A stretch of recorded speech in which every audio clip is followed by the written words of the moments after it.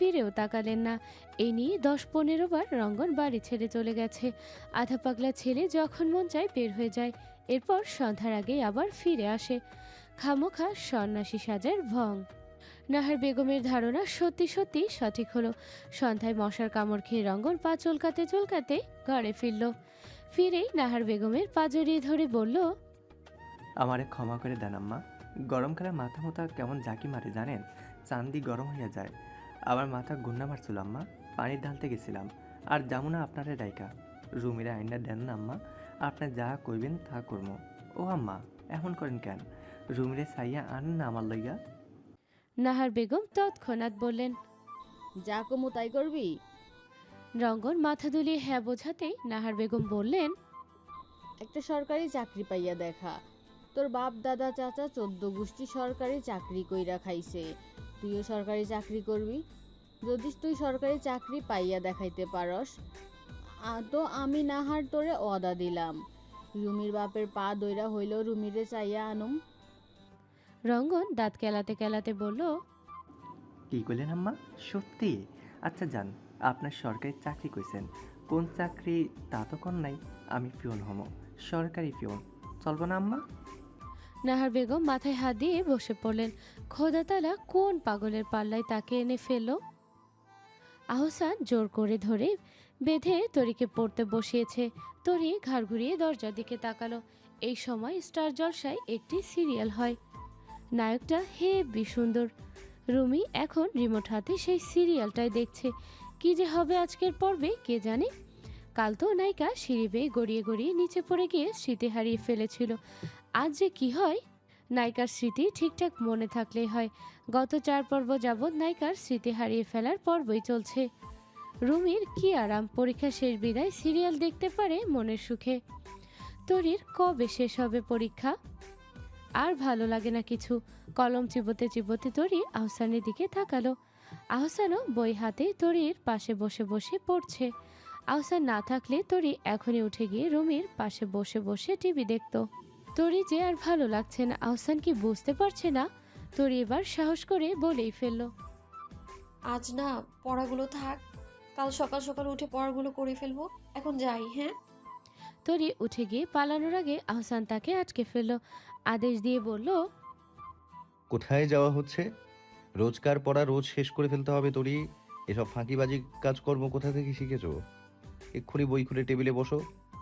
তরি মিনমিন করে বলল, যাই না, একটু একটু টিভি দেখেই চলে আসবো, এই একটু। আহসান তরির কথা শুনলই না, উল্টো পড়ার ঘরের দরজার ভেতর থেকে লাগিয়ে দিল। তরিকে নিয়ে ঠিকই পড়তে বসালো। তরি চোখ মুছতে মুছতে পড়াগুলো শেষ করলো। আজই শেষ, আর কথা নেই আহসানের সঙ্গে। সারাদিন শুধু বকে আর পড়তে বসায়। জীবনে কি স্বাদ আহ্লাদ নেই তরির, শুধু পড়া পড়া আর পড়া। এত পড়তে কার ভালো লাগে? পড়া শেষ করে তরি মাথা নিচু করে ঘর ছেড়ে বেরিয়ে এলো। ততক্ষণে সিরিয়ালটা শেষ হয়ে গিয়েছে। তরি রুমিকে গিয়ে কৌতূহলের সহিত বলল, কি হলো আজ টিভিতে? নায়িকার স্মৃতি ফিরেছে? রুমি রিমোট হাতে বলল, আরে না, এত তাড়াতাড়ি নায়িকা স্মৃতি ফিরবে না ভাবি। আজ একটা নতুন নায়ক এসেছে ভাবি, এত সুন্দর দেখতে। আগে যে নায়ক ছিল না, তার চেয়েও সুন্দর। ইয়া ধবধবে ফর্সার চোঙ্গা মুখ, সানগ্লাস আর কোট পরে এন্ট্রি নিয়েছিল। নায়িকার নতুন নায়ক দাঁড়িয়েছিল। এমন সময় দুজনের গায়ে একসঙ্গে ফুলের পাপড়ি ছড়ে পড়েছে উপর থেকে। ওখানে নায়ক আর নায়িকার প্রথমবার দেখা হয়েছে। তরি গালে হাত দিয়ে মন খারাপ করে বসে পড়ল। কি চমৎকার ব্যাপার স্যাপার। আহসানের জন্য সিরিয়ালের পর্বটা দেখা হলো না। সকালে একবার রিপিট টেলিকাস্ট হয়, তখনও আহসানের জন্য তার শান্তি নেই। আহসান তখনও পড়া টেবিল থেকে তাকে উঠতে দেয় না। আহসান না থাকলে শোভা নজরদারি করে তার উপরে। এই বাড়ির সবাই উঠে পড়ে তার পেছনে আদা জল খেয়ে পড়েছে। সিরিয়াল দেখা নিয়ে এত কিসের অসুবিধে? খেয়ে দিয়ে তরি বিছানায় গিয়ে চুপটি করে শুয়ে পড়ল। আহসানের একেবারে ঠিক অপর প্রান্তে। আজ ফিরেও তাকাবে না সে আহসানের দিকে। যা খুশি হোক, বাজে লোক তাকে টিভি দেখতে দেয় না। সব কিছুতেই শুধু গন্ডগোল করে, পচা একটা। আহসান পায়চারি করতে করতে ঘরে এলো। তরি আজ এত তাড়াতাড়ি ঘুমিয়ে পড়েছে। সূর্য আজ কোন দিকে উদয় হলো? আহসান ঘুরিয়ে ফিরিয়ে তরিকে কয়েকবার দেখল। দুষ্টু মেয়ে ঘুমিয়ে পড়ার ভান করে মুখ লুকিয়ে রেখেছে। আহসান বিছানায় উঠে বসলো, তরিকে পেছন থেকে কয়েকবার ডাকলো। তরি ফিরেও তাকালো না, সাড়াও দিল না। আহসান এবার মিটমিট করে হেসে তরির পিঠে সুরসুরি কাটতেই তরি লাফ দিয়ে উঠে বসলো।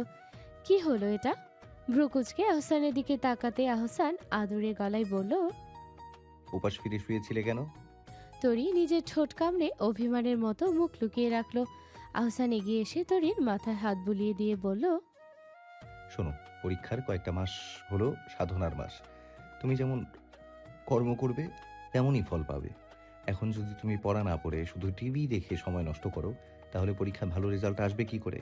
কিছু পেতে হলে কিছু হারাতে হয়। এখন মনোযোগ দিয়ে পড়ো, যেন পরীক্ষার পর আফসোস না হয়। বুঝেছো? তরি মাথা দুলিয়ে বলল। হুম, কিন্তু মাঝে মাঝে একটু একটু দেখবো, এই একটু, বেশি না। আহসান ফের প্রশ্ন করলো। রাগ করেছো তরি? তরি মাথা দুলিয়ে না বোঝালো, সরল উত্তর দিয়ে বলল। আহ, মা বলেছে শাসনের অধিকার তারই যে সোহাগ করে। আমি দুষ্টুমি করেছি তাই বকেছেন, আমি মন খারাপ করিনি। আহসান গালে হাত রেখে বলল। বুঝলাম। তা বলো তো তুলতুল, আমি সত্যি সত্যি তোমায় সোহাগ করি নাকি? বলো বলো। তরি লজ্জায় মাথা নুয়ে ফেলল। লোকটা তাকে সোহাগ করে কি? করে করে। এই বউ, তুমি আমার সঙ্গে দুপুরে একটু বাইরে যাবা। খাইয়া দাইয়া মাথায় ঘুমটা দিয়া আমার সঙ্গে যাইও। তরি মধুবিবির কথা শুনে বিস্মিত হয়ে বলল। কোথায় যাব বুবু? উনি বকবেন না তো? মধুবিবি উত্তরে বললেন। আহসানের সাধ্য আছে আমার মুখের উপরে কথা বলার? তোমারে নিয়া খাজা বাবার মাজারে যামু। মাজারে তোমার লাইগা মানত করছি। তোমার না পরশু থাইকা পরীক্ষা? তরি বিষম খেয়ে বলল। মাজার? মধুবিবি প্রত্যুত্তরে বললেন। তো কি, কয়েকদিন আগে রুমির পরীক্ষা গেল না, রুমিরেও নিয়ে মাজারে গেছিলাম। এই খাজা বাবার মাজার আমাদের অত্র এলাকায় বিখ্যাত। দূর দূরান্ত থাইকা লোক আইসা মানত করে। মানতে যা চাইবা তাই পাবা। আমি মানত করছি তুমি ভালো কইরা পাশ দিলে মোমবাতি দিমু। খাইয়া লও তাড়াতাড়ি। লও, দুপুর হইতে থাকতে আইসা পড়তে হইব। তোমার শ্বশুর আবার এইসব পছন্দ করে না। তার কাছে কিন্তু বলবা না, শুনলে পরে আমার লগে চিল্লাইব। তরি মাথা দুলিয়ে সাই দিল। উপরে উপরে হ্যাঁ বলেও তরির মনে খুব ভয়। মনোয়ারা মাজারে একদমই বিশ্বাস করতেন না। সব সময় বলতেন তরিকে, যা চাই তা সবসময় সৃষ্টিকর্তার কাছে চাইতে হবে। মৃত মানুষের কোনো শক্তি থাকে না। এসবে বিশ্বাস করাও কুসংস্কারের অংশ। কিন্তু এসব এখন বুবুকে বলতে গেলে বিশাল কেলেঙ্কারি কাণ্ড হবে। এমনিতেও মধুবিবির যা রাগ, এসব শুনলে তরিকে আর আস্ত রাখবেন বলে মনে হয় না। আহসানের ফোনের সিমটা টেলিটকের। 2 মাস আগে একটা চাকরির পরীক্ষা দিয়েছিল সে, প্রাইমারি লেভেলের চাকরি। আজ সেটার রেজাল্ট পাবলিশ হবার কথা। আহসান শান্ত হয়ে রেজাল্ট চেক করতে বসলো। অনেকবার সরকারি চাকরির পরীক্ষা দিয়েছে সে। পরীক্ষায় টিকলেও ঘুষ নামক বস্তুটির কাছে শতবার হেরে গিয়েছে। পরীক্ষা তো ভালোই দিয়েছিল সে, কিন্তু এবারও হয়তো হবে না। ওই এক জায়গাতেই তার পথ চলা থেমে যায়। পৃথিবীর সবচেয়ে আশ্চর্যজনক বিস্ময়কর ব্যাপারখানা এবার ঘটে গেল আহসানের সঙ্গে। রিটেন এক্সামে সে টিকে গিয়েছে। কি ভয়ঙ্কর ব্যাপার! আহসান খানিকটা সময় কেমন স্তব্ধ হয়ে বসে রইল। কি হলো এটা? মাজদাক সারোয়ার আহসানকে মাল বুঝিয়ে দিতে এলেন। কয়েকবার নাম নেওয়ার পরও যখন আহসান সাড়া দিল না, ব্যাপারটা তার কাছে ঠিক সুবিধের লাগলো না। দ্রুত আহসানের পাশে এসে দাঁড়ালেন তিনি। আহসান পিছু ফিরে বাবাকে দেখে বলল, আমার রিটেন এক্সামের রেজাল্ট পাবলিশ হয়েছে বাবা। আমি বোধহয় টিকে গিয়েছি। আমার বিশ্বাস হচ্ছে না। মাজদাক সারোয়ার চমকে উঠে বললেন। কি আসলেই? আহসান ফোনটা বাবার নিকট তুলে ধরতেই তিনিও স্তব্ধ হয়ে গেলেন। কাঁপা কাঁপা গলায় বললেন, শহরে চলে যাবি বাবা? আহসান ফোনটা টেবিলে রেখে বলল, না, ঢাকায় গিয়ে যে পরীক্ষাটা দিয়েছিলাম সেটাতে টিকেছিলাম। পরে যোগাযোগ করে জানতে পারলাম চাকরিতে টিকলেও সেখানে জয়েন করতে ঘুষ লাগবে, আনুমানিক 8 লাখের মতো। মন খারাপ হয়ে গিয়েছিল। পরে মনে হলো ঢাকায় আর চেষ্টা করব না, এখানে একটা পরীক্ষা দিয়ে দেখি। দিলাম প্রাইমারিতে এক্সাম। পরীক্ষা দিয়ে মনে হয়েছিল টিকে যাব, কিন্তু কাউকে বলিনি সেভাবে। ভেবেছিলাম রেজাল্টটা পাবলিশ হোক, তারপর যা হবার হবে।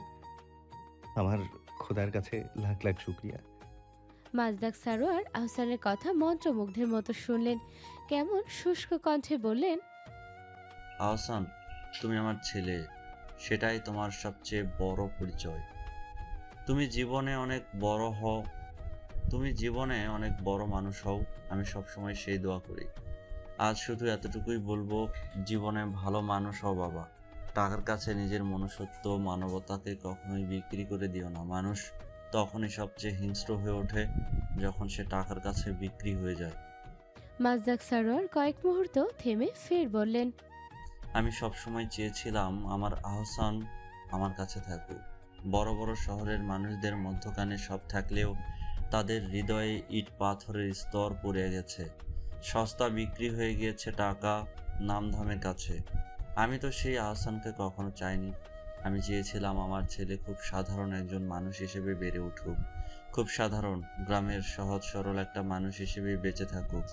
তুমি যদি পড়াশোনা না করে গ্রামের কৃষকও হতে, তবু আমার কোনো আপত্তি ছিল না। আহসান মুখে কিচ্ছু বলল না, হুট করে জড়িয়ে ধরল বাবাকে। এই পড়ন্ত বিকেলটুকু বাবা ছেলের মধ্যেই তোলা থাকুক। আজ অব্দি কম ঝড়ঝপটা তো যায়নি। আহসান ফোন করে রঙ্গন, অর্ক সবাইকে ব্যাপারটা জানালো। সোম অফিসে ছিল বিধায় তাকে জানাতে বেশ দেরি হলো। সোম বিষয়টা জানতে আহসানকে বলল, অভিনন্দন বন্ধু, তবে আমারও তোকে কিছু বলার আছে। আমি খুব এক্সাইটেড আর খুব নার্ভাস। আমি জানি না কীভাবে কী করব, মাথা পুরো খালি খালি লাগছে। আহসান বেশ নড়ে চড়ে উঠল। বিগত 2 মাসে সোম যতটা মিয়ে গিয়েছিল, আজ তার গলাটা ঠিক ততটাই তরতাজা। কি হলো আজ? সোম নিজেই আবার বলতে শুরু করলো, আমার আজকে পুষ্পিতার সঙ্গে কথা হয়েছে। একটা খুব আনএক্সপেক্টেড ব্যাপার কথা হয়েছে। কথার টপিক কি জানিস? দিলশান, আমার দিলশান হায়াত। আহসান চমকে উঠে বলল, মানে এত বছর পর দিলশান কোথা থেকে এলো? সোম জবাবে বলল, সেটাই তো, আমিও তো কখনো ভাবিনি আজ এত বছর পর দিলশানের কথা তুলতে হবে। আজ কাজের সূত্রে এত বছর পর আমাদের ব্যাচমেট পুষ্পিতার সাথে কথা হলো। পুষ্পিতার দিলশান কতটা কাছের বন্ধু সেটা তো আর নতুন করে বলার প্রয়োজন নেই। ইউ নো হোয়াট, দিলশান এখনো সিঙ্গেল।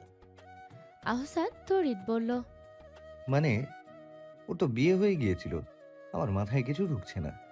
সৌম্য দীর্ঘশ্বাস ফেলে বলল, দিলশানের হাজব্যান্ড দিলশানকে চিট করেছিল, অন্য নারীর সঙ্গে অবৈধ সম্পর্ক গড়ে তুলেছিল, মানসিকভাবে ভেঙে গুড়িয়ে দিয়েছিল দিলশানকে। এরপরও সবকিছু শেষে দিলশান নিজেকে উন্মুক্ত করে দিয়েছিল জানোয়ারটার কাছে। নতুন করে বাঁচতে চেয়েছিল সন্তানকে নিয়ে, কিন্তু হয়নি সেটা। অতিরিক্ত মানসিক চাপের কারণে দিলশানের একটা মিসক্যারেজ হয়। বিষয়টা দিলশানের ফ্যামিলির কানে যাওয়ার পর তারাই আসলে দিলশানকে ওই সম্পর্কটা থেকে সরিয়ে আনে। আহসান, জীবন আমাকে আরেকটা সুযোগ দিয়েছে। আমি চাই দিলশান আমার জীবনে আসুক। ওর অতীত নিয়ে আমার কোনো মাথা ব্যথা নেই। আমি ওর বর্তমান আর ভবিষ্যৎ হতে চাই। আমি এখনও চাই দিলশান আমার হোক, ওর সঙ্গে আমার ছোট্ট একটা সংসার হোক। আহসান মনোযোগ দিয়ে সবটা শুনে বলল, ভালো সিদ্ধান্ত, তোর সিদ্ধান্তকে সমর্থন জানাই বন্ধু। যদি দিলশান রাজি থাকে তবে ওর সঙ্গে একটা সুন্দর জীবন শুরু কর। বিষয়টা খুবই সিরিয়াস। তুই দিলশানের পরিবারের সঙ্গে কথা বল, দিলশানকে আগে রাজি কর। কোথাও গিয়ে যদি আমার প্রয়োজন পড়ে তবে সেটা নিয়ে ভাবিস না। আমি আহসান সবসময় তোর পাশে আছি। সৌম্য ফোনটা রেখে চুপচাপ বসে রইল। তার সামনে ভীষণ কঠিন পথ পাড়ি দিতে হবে, পছন্দের মানুষকে নিজের করে পাওয়ার পথ। আহসান বাড়ি ফিরতেই তরি তাকে এক গুচ্ছ প্রশ্নের বান ছড়ে দিল। টেবিলে বই খাতা ছড়িয়ে ছিটিয়ে রেখে আহসানের কাছে দৌড়ে এসে বলল, আপনি নাকি চাকরি পেয়েছেন? মা বলছিল রুমিকে আর বুবুকে। আচ্ছা, আপনি কি চলে যাবেন এখন? বড় বড় শহরে মানুষদের মতো স্যুট বুট পরবেন আপনি? জানেন আপনাকে স্যুট পরে সাহেবদের মতো লাগবে, কিন্তু আপনি কি সত্যিই চলে যাবেন? কোথায় যাবেন? আহসান খামখেয়ালি হয়ে উত্তর দিল, যাবো তো, শহরে চলে যাব। তুমি তো আমাকে সহ্যই করতে পারো না। সারাদিন পড়ার জন্য কেমন বকাঝকা করি, ধরে বেঁধে শুধু তোমায় পড়তেই বসাই। টিভি দেখতে দেই না, খেয়াল খুশি মতো চলতে দেই না। আমি চলে গেলেই তো তুমি ভালো, তুমি সারাদিন টিভি দেখতে পারবে, কেউ আর পড়ার জন্য চাপ দেবে না। তরি নিমিষে মুখটা ভার করে ফেল। ছটফট করতে করতে আহসানের কাছে আমি আপনার ছুটে সব গিয়ে বলল, কথা শুনবো, আপনি যা বলবেন তাই করব, যেভাবে বলবেন সেভাবেই চলবো, কিন্তু তাও আপনি যাবেন না। আমি সারা দিন পড়বো, একটুও টিভি দেখবো না। আপনি চলে যাবেন না? আহসান ভাবুকতার সহিত উত্তর দিল। আচ্ছা, মাথায় রইল বিষয়টা। পরে ভেবে দেখবো যাব কি যাব না। তুমি বললে থেকে যেতে পারি, তুমি না চাইলে কি আর করার। তুমি তো আমাকে পছন্দই করো না। থাক, চলে যাব আমি। কি আর হবে এখানে থেকে? তুমি তো চাওই না। তরি প্রতিবাদ করে বলল। আমি চাই। আহসান তরির সঙ্গে আরো কিছুটা ঘনিষ্ঠ হয়ে বলল। কি চাও? তরি অস্ফুট স্বরে বলল। আপনাকে চাই, আপনার সঙ্গে থাকতে চাই। আমার ভালো লাগে আপনাকে। আহসান না চাইতেও মুখ ফুলিয়ে হেসে ফেলল। কি সরল সোজা স্বীকারোক্তি! বলে দেবে কি সত্যিটা? না থাক, সেটা বরং তোলা থাকুক। তরির নিকট থেকে সরে আসার সময় তরির গলায় কি যেন চকচকে বস্তু দেখতে পেল আহসান। প্রশ্ন ছুড়ে দিয়ে বলল। তোমার গলায় ওটা কি তুলতুল? তরি গলায় হাত রেখে বলল। তাবিজ। আহসান ভ্রু কুচকে বলল। কে দিয়েছে তোমায় এসব? কেন পড়েছো? তরি আঁচল ঘোরাতে ঘোরাতে বলল। আজ দুপুরে বুবুর সঙ্গে বাজারে গিয়েছিলাম। আমার পরীক্ষা, তাই বুবু মানত করেছে। এই তাবিজ খাজা বাবার তাবিজ। এটা পরীক্ষার দিনগুলোতে পড়ে থাকলে নাকি পরীক্ষার রেজাল্ট ভালো হয়। পরীক্ষায় ভালো ফলাফল করার তাবিজ এটা। আহসান বিরক্ত নিয়ে তাবিজটার দিকে তাকিয়ে রইল। কি সব পুরনো দিনের মনোভাব! হয় নাকি কখনো এসব? আহসান তরিকে বলল। খোলো ওটা। এসব বিচ্ছিরি জিনিস পড়ে কাজে নেই। কি সব পুরনো দিনের কুসংস্কারচ্ছন্ন কথাবার্তা!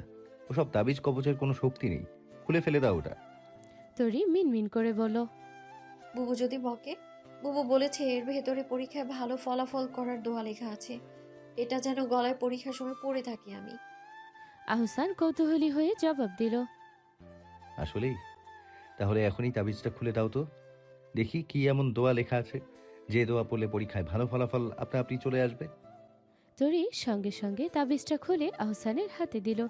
আহসান তাবিজটা দাঁত দিয়ে কামড়ে ভেতরে ছোট কাগজটা বের করলো। তাতে গোটা গোটা অক্ষরে লেখা, পড়িলেই পাশ করিবে। হ্যালো, কে বলছেন?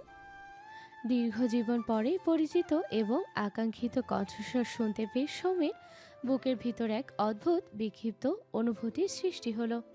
এই নাম্বার জোগাড় করতে গিয়ে কতটা কাঠখড় পোহাতে হয়েছে শুধু সময় তা উপলব্ধি করতে পারে।